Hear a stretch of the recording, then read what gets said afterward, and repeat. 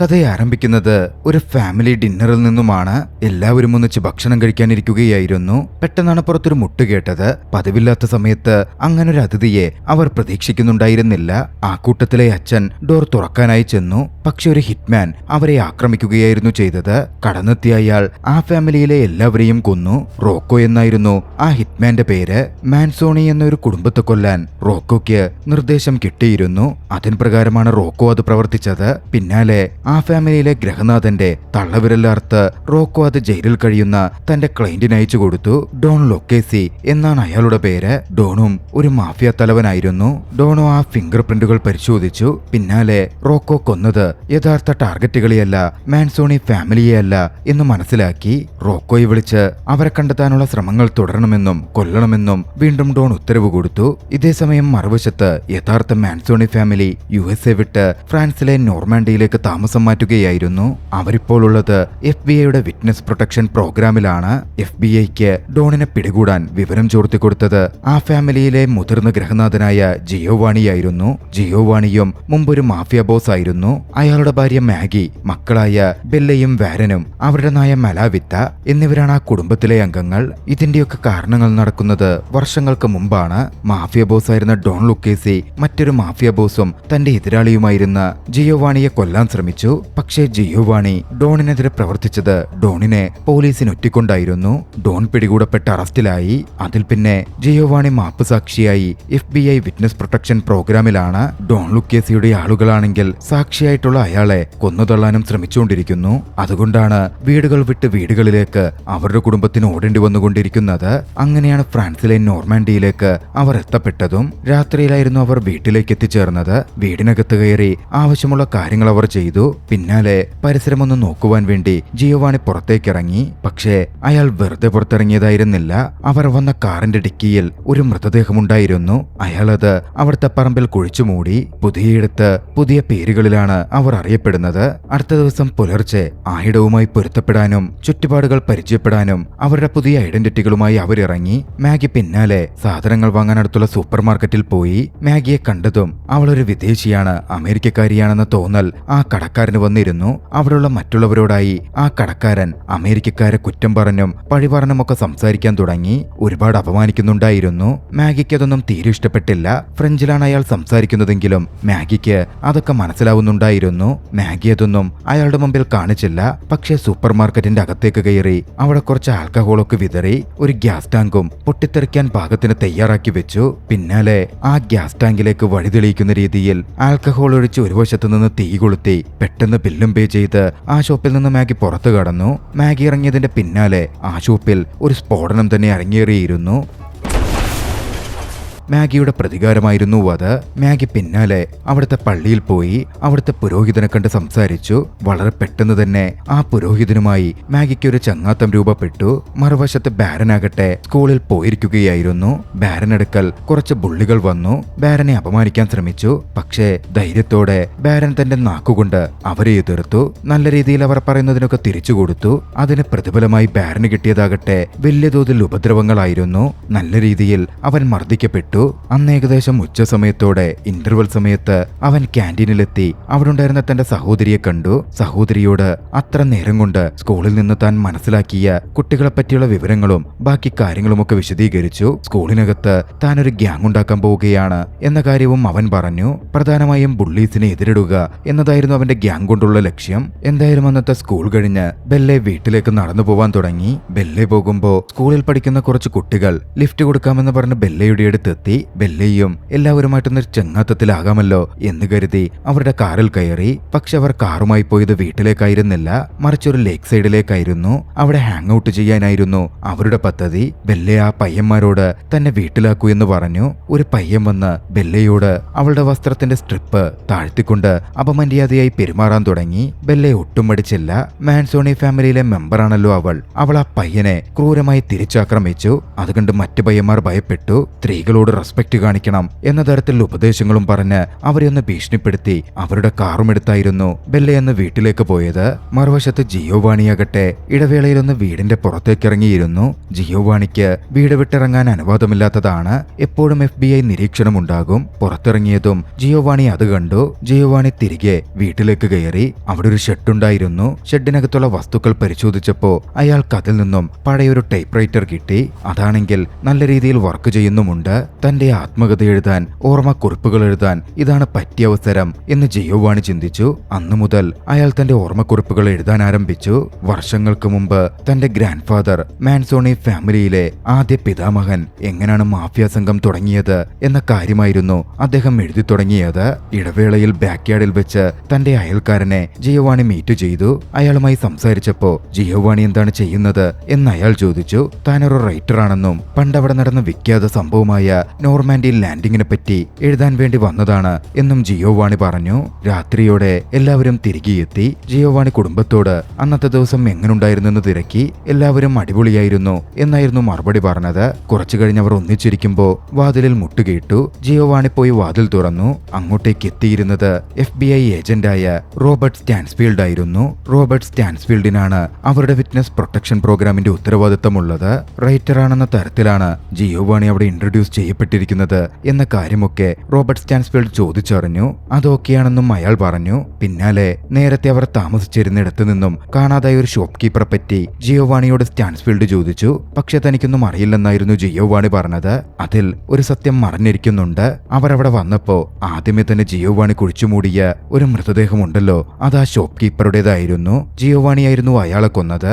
കാരണം എന്താണെന്നറിയണ്ടേ? ഫ്രഷ് ഫുഡാണെന്ന് പറഞ്ഞുകൊണ്ട് ഫ്രോസൺ ചെയ്ത സീ ഫുഡ് അയാൾ ജിയോവാണിക്ക് വിറ്റു. അതിന്റെ ദേഷ്യത്തിലായിരുന്നു ജിയോവാണി അയാളെ കൊന്നത്. എപ്പോഴും അനീതികൾക്കെതിരെ ജിയോവാണി പ്രതികരിച്ചിരുന്നു. പോകുന്നതിനു മുമ്പ് സ്റ്റാൻസ്ഫീൽഡ് പറഞ്ഞു, ആവശ്യമില്ലാത്ത പ്രശ്നങ്ങളിലൊന്നും പോയി ചാടിയേക്കരുത്. നിങ്ങളെ പ്രൊട്ടക്ട് ചെയ്യാനും നിങ്ങളുടെ സുരക്ഷയ്ക്കും വേണ്ടി നിങ്ങളെ നിരീക്ഷിക്കാൻ ഈ തെരുവിന്റെ മറുഭാഗത്ത് DCക്കോ മിമോ എന്ന് പേരുള്ള മറ്റു 2 ഓഫീസേഴ്സിനെ ചുമതലപ്പെടുത്തിയിട്ടുണ്ട്. ജിയോവാണി തിരികെ പോയി. രാത്രിയിൽ ഭാര്യയ്ക്കൊപ്പം കിടക്കുമ്പോ വർഷങ്ങൾക്ക് മുമ്പ് നടന്ന ബാർബിക്യൂ പാർട്ടിയെപ്പറ്റി അയാൾ ഓർത്തു. ആ പാർട്ടിയിൽ വെച്ചിട്ടായിരുന്നു ഡോൺ ലുക്കീസിയെ അയാൾ പോലീസിന് ഒറ്റുകൊടുത്തത്.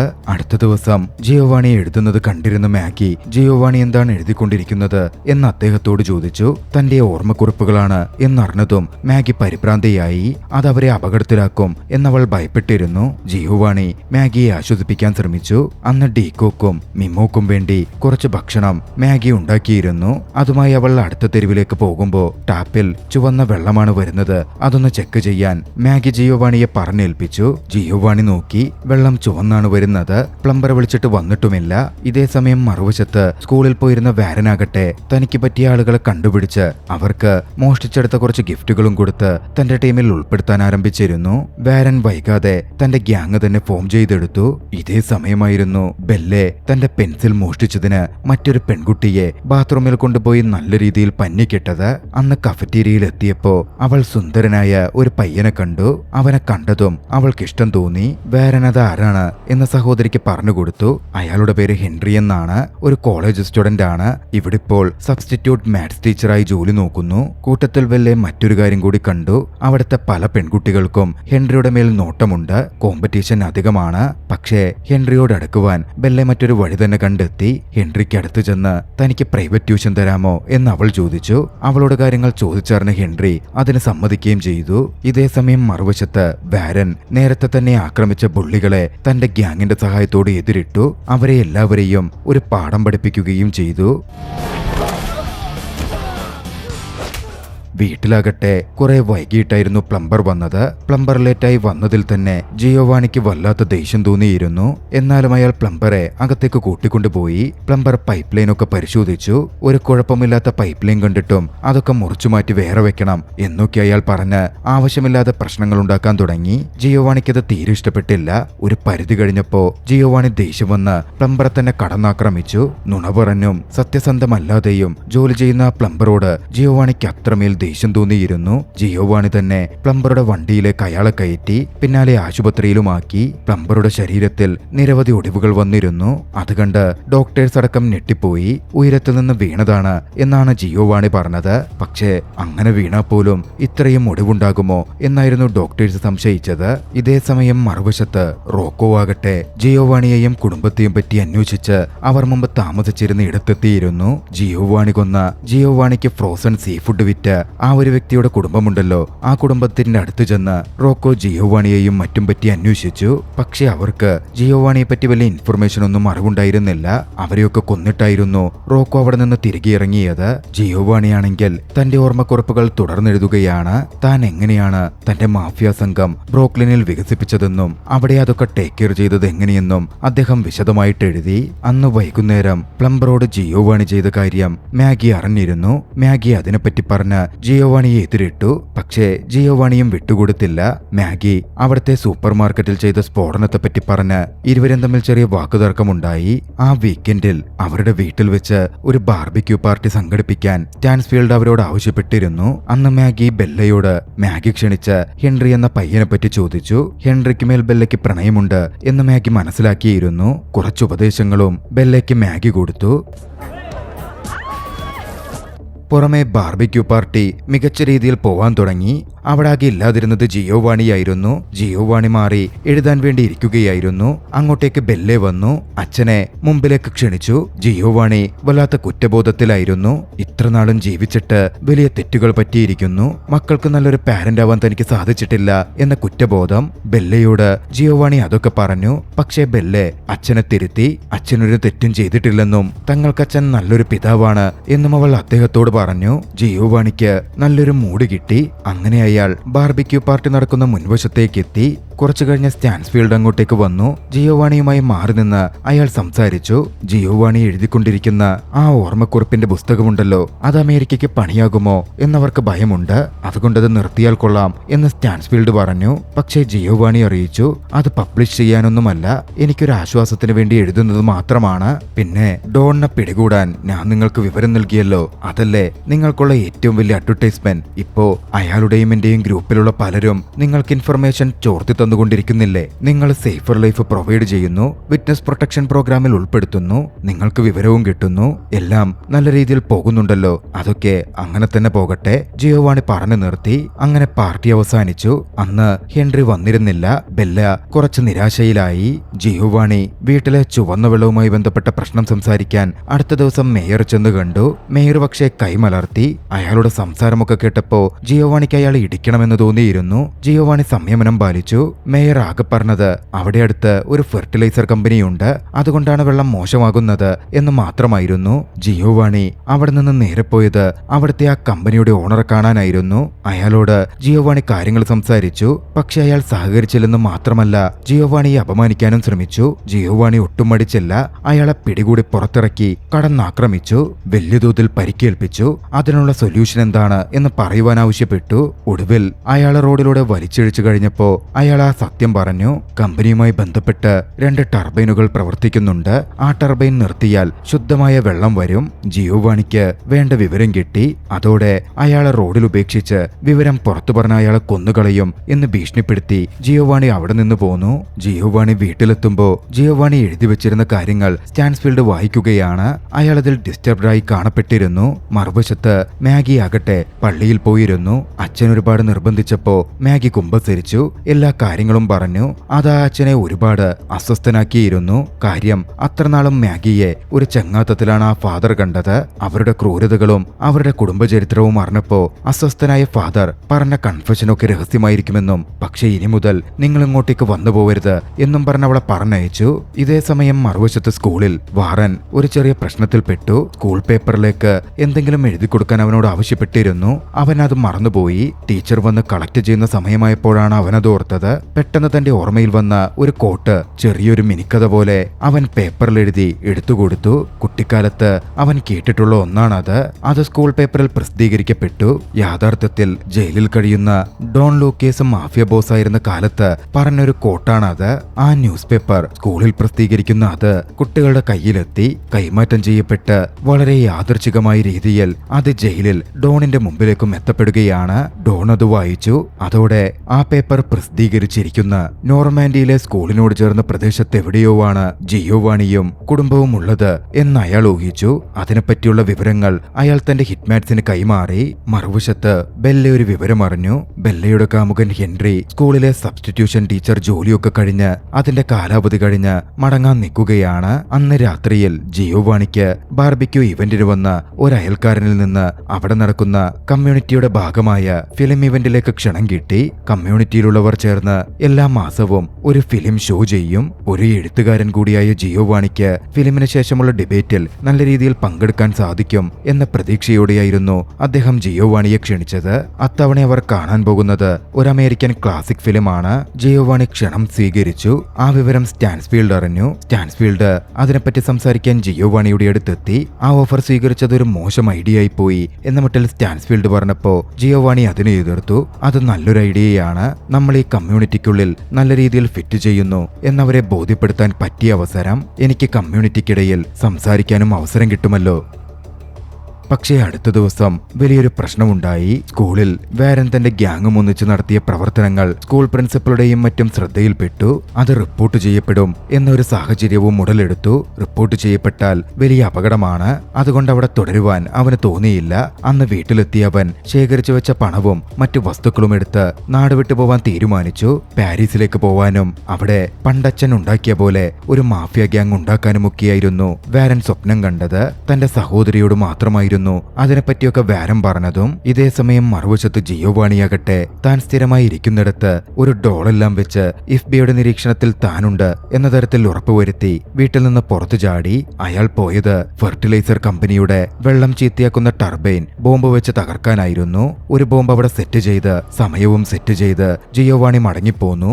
അന്നായിരുന്നു ഫിലിം ഇവന്റ് നടക്കുന്നത്. സമയമായപ്പോ സ്റ്റാൻസ്ഫീൽഡും ജിയോവാണിക്കൊപ്പം ജോയിൻ ചെയ്യാൻ വേണ്ടി എത്തി. അവരൊന്നിച്ച് ഫിലിം ഇവന്റിന് പോയി. ഗുഡ് ഫെല്ലാസ് എന്ന നല്ലൊരു സിനിമയായിരുന്നു അവർ അന്ന് അവിടെ കണ്ടത്. പിന്നാലെ ഡിബേറ്റ് ആരംഭിച്ചു. യഥാർത്ഥ ന്യൂയോർക്ക് എങ്ങനെയാണ് എന്ന തരത്തിലുള്ള ചോദ്യങ്ങളൊക്കെയായിരുന്നു ജിയോവാണിയെ തേടിയെത്തിയത്. കൃത്യമായ അവസരം കിട്ടിയപ്പോ ജിയോവാണി തന്റെ യഥാർത്ഥ ജീവിതകഥയും ന്യൂയോർക്കിലെ മാഫിയകളെ പറ്റിയുമൊക്കെ വളരെ വിശദമായി പറഞ്ഞു. പക്ഷേ കേട്ടവരൊക്കെ കരുതിയത് ജിയോവാണി ഒരു കഥ പറയുകയാണ്, ഫാന്റസി പറയുകയാണ് എന്ന തരത്തിലായിരുന്നു. ഇതൊക്കെ കേട്ടിരുന്ന FBI ഏജന്റ് സ്റ്റാൻസ്ഫീൽഡ് വല്ലാതെ ഭയപ്പെടുന്നുണ്ട്. ചില സമയത്ത് സത്യങ്ങൾ പറഞ്ഞാലും അത് സത്യമാണെന്ന് മറ്റുള്ളവർക്ക് തോന്നില്ലല്ലോ. അതായിരുന്നു അവിടെ സംഭവിച്ചത്. സത്യങ്ങൾ അറിയാവുന്ന സ്റ്റാൻസ്ഫീൽഡിന് മാത്രമേ അതൊക്കെ യാഥാർത്ഥ്യമാണെന്ന് മനസ്സിലാവുന്നുണ്ടായിരുന്നുള്ളൂ. പക്ഷേ ഇതോടെ ജിയോവാണിയുടെ കവർ പൊളിയുമെന്നും അവരെ മറ്റൊരിടത്തേക്ക് മാറ്റണം എന്നും സ്റ്റാൻസ്ഫീൽഡ് ചിന്തിച്ചു. തന്റെ FBI ടീമിന് അതിനുവേണ്ട തയ്യാറെടുപ്പുകൾ നടത്താൻ സ്റ്റാൻസ്ഫീൽഡ് നിർദ്ദേശവും കൊടുത്തു. സമയം രാത്രിയായിരുന്നു.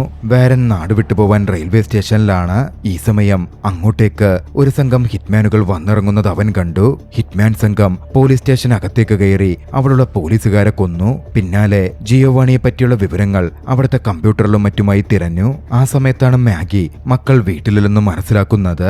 FBI ഏജന്റ്സായ ഡീക്കോയോടും മിമ്മോയോടും മക്കളെപ്പറ്റി ചോദിക്കാൻ അങ്ങോട്ടേക്ക് മാഗി ചെന്നു. അവർക്കും അറിയില്ല എന്നായിരുന്നു മറുപടി. പെട്ടെന്നാണ് ആ വലിയ സ്ഫോടനം നടന്നത്. ടർബൈൻ തകർക്കാൻ ജിയോവാണി സെറ്റ് ചെയ്ത് ബോംബ് പൊട്ടിയിരിക്കുന്നു. അതേസമയം ജിയോവാണി ഫിക്സ് ചെയ്തതിന് പിന്നിലും ഒരു കാരണമുണ്ട്. ജിയോവാണി അപ്പോൾ ഉള്ളത് ഫിലിം ഡിബേറ്റിലാണല്ലോ.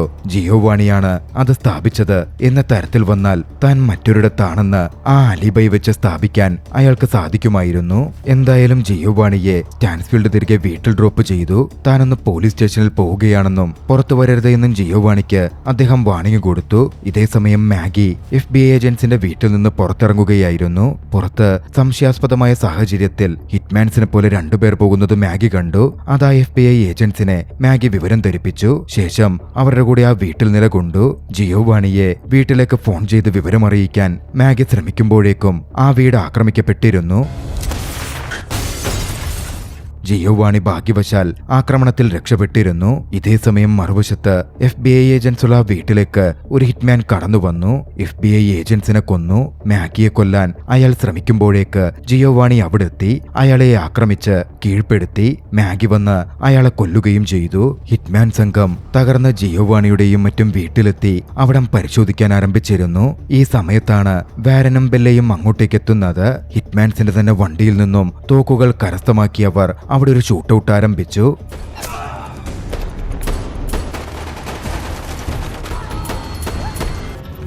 ശക്തമായ ഏറ്റുമുട്ടലിൽ നിരവധി ഹിറ്റ്മാൻസിനെ അവർ വകവരുത്തി. ഇതിനിടയിൽ റോക്കോ എന്ന ഹിറ്റ്മാൻ ആയുധം നഷ്ടപ്പെട്ട ബെല്ലയെ ഓടിച്ചിടാൻ ആരംഭിച്ചു. ബെല്ലെ തെരുവിലൂടെ വേഗത്തിലോടി. ഹിറ്റ്മാൻ പിന്നാലെ തന്നെയുണ്ട്. പക്ഷെ ഒരു ഘട്ടത്തിൽ അങ്ങോട്ടേക്ക് കാറുമായി സ്റ്റാൻസ്ഫീൽഡ് എത്തി. സ്റ്റാൻസ്ഫീൽഡ് ആ ഹിറ്റ്മാനെ ഇടിച്ചു തെറിപ്പിച്ചു. ബെല്ലെ അങ്ങനെ സുരക്ഷിതമായി രക്ഷപ്പെട്ടു. കുടുംബം പൂർണ്ണമായി സുരക്ഷിതത്വത്തിലായി കഴിഞ്ഞിരുന്നു. ഹിറ്റ്മാൻസിനെയൊക്കെ അവർ തന്നെ കൊന്നിരിക്കുന്നു. പക്ഷേ ഇനി അവിടെ തുടരാൻ സാധിക്കില്ല. മറ്റൊരിടത്തേക്ക് യാത്ര തിരിക്കണം. FBI ഏജന്റ്സ് നേരത്തെ തന്നെ അവർക്ക് വേണ്ട മറ്റൊരിടം തയ്യാറാക്കി കഴിഞ്ഞിരുന്നു. അവർ അങ്ങോട്ടേക്ക് യാത്ര തിരിച്ചു. കാര്യം ആ ടൗണിലെ നിരപരാധികളായ നിരവധി പേർ കൊല്ലപ്പെട്ടിരുന്നു. പക്ഷേ എന്നാലും അവിടെ നിന്ന് രക്ഷപ്പെട്ട് മറ്റൊരിടത്തേക്കുള്ള പോവലിൽ ജിയോവാണി സന്തോഷിച്ചു. അയാൾ പറഞ്ഞു, എന്റെ ഏറ്റവും വലിയ സന്തോഷം എനിക്ക് എന്റെ കഥ ഒരു സമൂഹത്തോട് പറയാനായി എന്നതാണ്. അവരത് ഒരു കഥയായിട്ടാണ് കേട്ടതെങ്കിലും ജീവൻ മരണ പോരാട്ടവുമായുള്ള അവരുടെ യാത്ര തുടരുന്നിടത്ത് ചലച്ചിത്രം അവസാനിക്കുന്നു. ദ ഫാമിലി എന്ന ഈ ചലച്ചിത്രം നിങ്ങൾക്കിഷ്ടമായെങ്കിൽ വീഡിയോ ലൈക്ക് ചെയ്യുക. അഭിപ്രായങ്ങളും നിർദ്ദേശങ്ങളും കമന്റുകളിൽ രേഖപ്പെടുത്തുക. കഴിയുമെങ്കിൽ ചാനൽ സബ്സ്ക്രൈബ് ചെയ്തും കൂട്ടുകാർക്ക് ഷെയർ ചെയ്തു കൊടുത്തും ഞങ്ങളെ സപ്പോർട്ട് ചെയ്യുക. അടുത്ത എപ്പിസോഡിൽ മറ്റൊരു മികച്ച ചലച്ചിത്രവുമായി നമുക്ക് കണ്ടുമുട്ടാം. അതുവരെ ബൈ.